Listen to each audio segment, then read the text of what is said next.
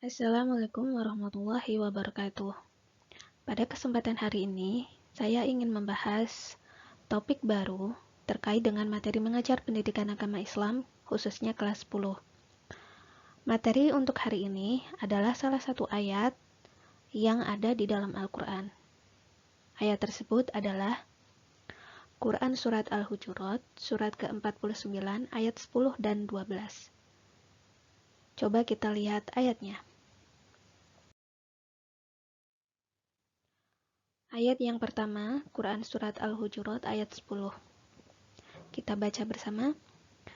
A'udzu billahi minasyaitonir rajim. Bismillahirrahmanirrahim. Innamal mu'minuna ikhwatun fa aslihu baina akhawaykum. Wattaqullaha la'allakum turhamun. Artinya, sesungguhnya orang-orang mukmin itu bersaudara. Karena itu, damaikanlah antara kedua saudaramu yang berselisih dan bertakwalah kepada Allah agar kamu mendapat rahmat. Ayat yang kedua, Quran Surat Al-Hujurat ayat 12. Bismillahirrahmanirrahim. Ya ayyuhalladzina amanu jtanibu katsiran minadh dhanni inna ba'dadh dhanni ism. ولا تجسسوا ولا يغتب بعضكم بعضا أيحب أحدكم أن يأكل لحم أخيه ميتا فكرهتموه واتقوا الله إن الله تواب رحيم. Artinya, wahai orang-orang yang beriman, jauhilah banyak dari prasangka. Sesungguhnya sebagian prasangka itu dosa. Dan janganlah kamu mencari-cari kesalahan orang lain, dan janganlah ada di antara kamu yang menggunjing sebagian yang lain.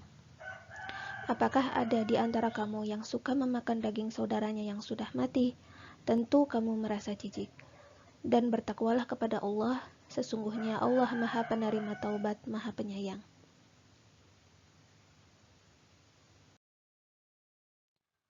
Ada 3 poin yang bisa kita ambil dari ayat tersebut. Poin-poin tersebut adalah tentang mujahadah an-nafs, kemudian husnuzon, dan uhuwah Islamiyah. Saya akan membahas satu persatu poin-poin penting yang ada di dalam ayat tersebut.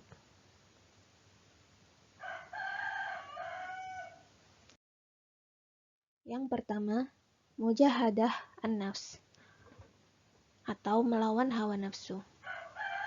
Ada sebuah hadis riwayat Ahmad yang berbunyi, Al-mujahidu man jahada nafsahu fi ta'atillahi wal muhajiru man hajara ma nahallahu an.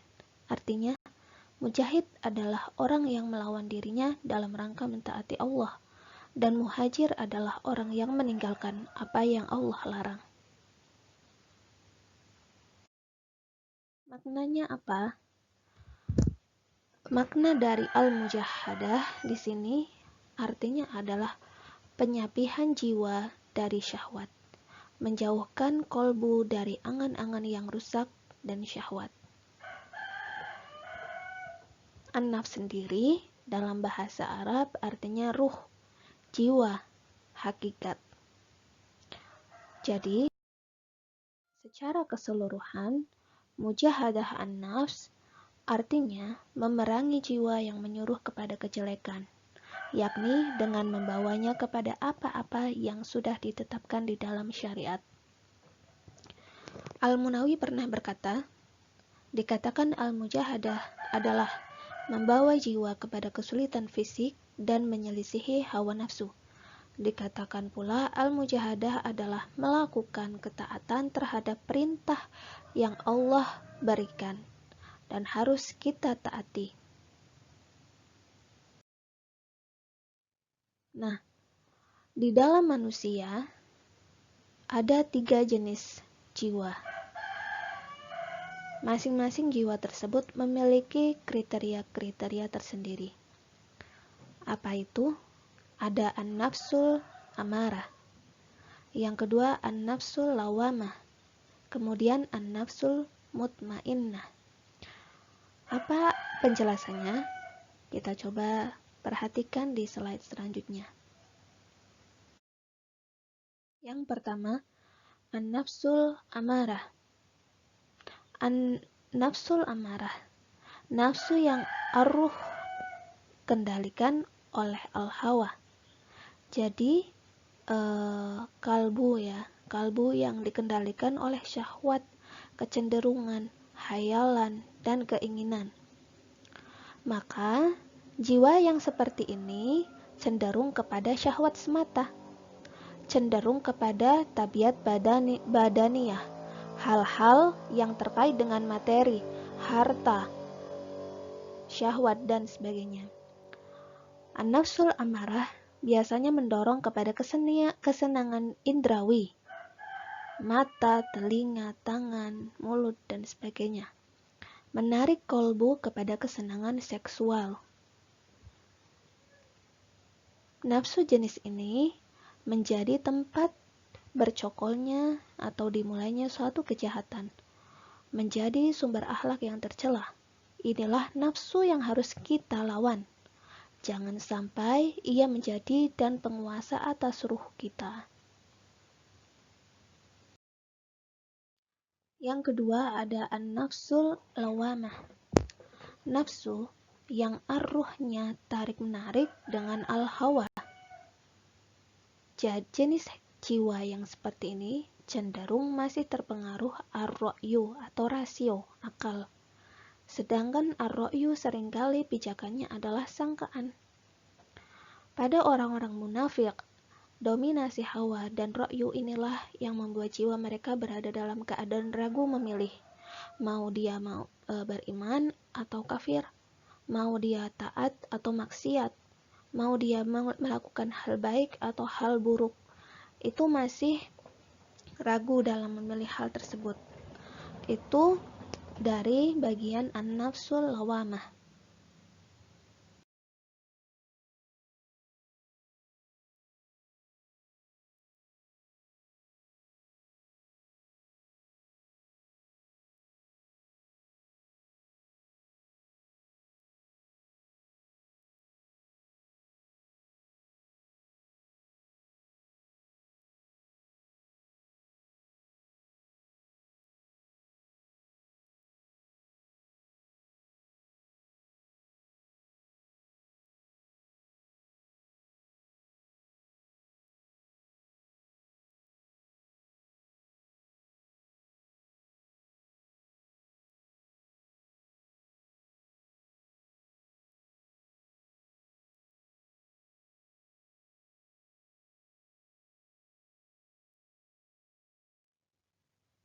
Pada orang-orang mukmin, tarikan hawa dan ra'yu ini pun terjadi. Namun, cahaya iman dari dalam diri kita masih dapat memperingatkan dari kelalaian. Dan setiap kali menimpa kepada mereka suatu keburukan akibat tingkah lakunya sendiri, mereka mencela, menyesali, dan menyalahkan dirinya. Terakhir, an-nafsul mutmainnah. Nafsu yang arruh atau kolbu, azam, dan akalnya mampu mengendalikan al-hawa, syahwat, kecenderungan, hayalan, dan keinginannya. Maka, jiwa yang seperti ini kecenderungannya adalah az-zikr. Zikr itu maknanya adalah selalu ingat kepada Allah. Nafsu jenis ini selalu disinari cahaya kolbu dengan sempurna sehingga dapat keluar dari sifat-sifat tercela dan terikat dengan akhlak terpuji. Mereka yang senantiasa tenang dalam kecintaan kepada Allah Ta'ala akan diseru di saat menjelang kematian dan di akhir kelak dengan seruan agung dari kerajaan langit. Maka dari itu, dari ketiga jiwa tersebut, kita harus bisa menampilkan an-nafsul mutmainnah. Kita bisa selalu ingat kepada Allah di setiap kegiatan kita. Kita bisa menahan diri kita untuk tidak melakukan hal-hal tercela atau hal-hal yang buruk. Apalagi sekarang, banyak sekali godaan-godaan di sekitar kita. Seperti belajar yang tidak di sekolah ya, yang kemudian mendorong kita untuk malas-malasan, atau dalam masa teknologi seperti ini kita sangat mudah untuk mencari atau browsing hal-hal yang di luar kebiasaan baik ya, keburukan, kemudian misalkan tentang suatu hal yang mendorong kita untuk melakukan kejahatan seksual dan sebagainya. Hal-hal seperti itu harus kita tahan, harus kita kendalikan dengan nafsul mutmainnah ini.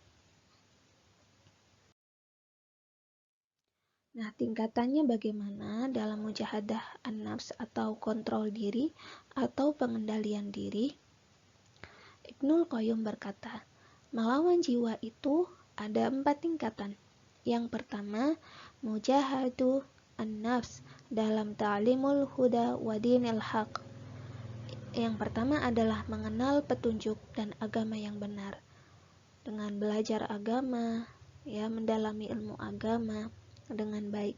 Yang kedua, mujahadatun an-nafs dalam mengamalkan petunjuk dan agama yang benar, itu setelah mengilmuinya. Jadi yang kedua, ketika kita sudah mendalami ilmu agama, kita harus bisa mengendalikan diri dalam mengamalkan petunjuk dan agama yang benar. Yang ketiga, mujahadatun nafs dalam ad-da'wah ilal haq. Setelah kita mempraktekannya dalam kehidupan sehari-hari, kita membagikannya dengan berdakwah kepada kebenaran, amal ma'ruf nahi mungkar. Kemudian yang keempat, mujahadatun nafs dalam kesabaran menghadapi kesulitan dakwah ilallah dan kejahatan manusia, serta menjalani itu semua karena Allah. Jadi itu 4 tingkatan kita melawan jiwa yang buruk. Semoga kita bisa diberikan kemudahan dalam melakukannya. Kemudian ada riyadhah. Lawanlah nafsu dengan riyadhah. Riyadhah itu latihan jiwa. Latihan jiwa ini bisa kita lakukan dengan cara 4 hal. Yang pertama, menahan makan. Ya, jadi kita makan sesuai dengan sunnah. Kita makan ketika lapar, kita menyudahi ketika kenyang. Insya Allah itu akan melatih jiwa kita untuk mengendalikan diri dari sesuatu yang buruk. Kemudian yang kedua, menyedikitkan tidur. Maksimal tidur sehari itu 8 jam. Ya, jangan terlalu lama tidur karena itu akan membuat diri kita lebih malas. Kemudian irit bicara. Ya. Jadi orang yang pintar, orang yang cerdas itu bisa mengendalikan diri untuk tidak berbicara sesuatu yang buruk. Ya, lebih baik kita diam, kita tidak banyak omong, atau malah kita isi dengan berzikir kepada Allah. Dan yang terakhir, latihan-latihan jiwa yang bisa kita lakukan untuk melawan nafsu yang buruk adalah bersabar dari gangguan manusia. Ketika orang-orang mengganggu kita, kita bisa menahan diri untuk tidak terbawa emosi dari gangguan-gangguan manusia itu yang lain, ya. Kemudian menahan makan, ya, tadi akan mematikan syahwat. Syahwat tadi kan yang mengarah kepada sesuatu yang buruk, ya. Menyedikitkan tidur akan memurnikan tekad. Menyedikitkan bicara akan menyelamatkan diri dari bahaya. Dan bersabar dari gangguan manusia akan menyampaikan kepada tujuan. Nah, berkenan dengan hal ini, Abu Darda berkata, kalaulah bukan karena 3 hal, tidaklah aku mencintai kehidupan barang sehari pun. Lapar dan dahaga di siang hari, sujud malam kepada Allah, dan bermajelis bersama kaum yang berbicara dengan pilihan kata yang baik, sebagaimana pemilihan kurma yang paling baik. Ada beberapa manfaat yang bisa kita lakukan ketika kita bisa bermujahadah an-nafs atau bisa mengendalikan diri dari syahwat. Yang pertama, menundukkan hawa nafsu sehingga taat kepada Allah. Yang kedua, menjauhkan nafsu dari syahwat dan menghalangi kolbu dari angan-angan serta tenggelam dalam kelezatan dunia. Yang ketiga, mengembalikan kesabaran terhadap tekanan-tekanan ujian dan mengembalikannya kepada ketaatan serta memusuhi kemaksiatan. Yang keempat, jalan yang lurus yang menyampaikan kepada keridhaan Allah dan surganya. Yang kelima, memusnahkan syaitan dan bisikan-bisikannya. Yang terakhir, menahan hawa nafsu adalah kebaikan dunia dan akhirat. Terima kasih. Semoga materi untuk hari ini bisa bermanfaat dan kita bisa lebih bermujahadah an-nafs, terutama dari sesuatu yang buruk. Sumber kali ini saya ambil dari yang pertama tarbiyah.com dan yang kedua buku paket agama Islam kelas 10. Terima kasih. Mohon maaf apabila ada kesalahan. Wassalamualaikum warahmatullahi wabarakatuh.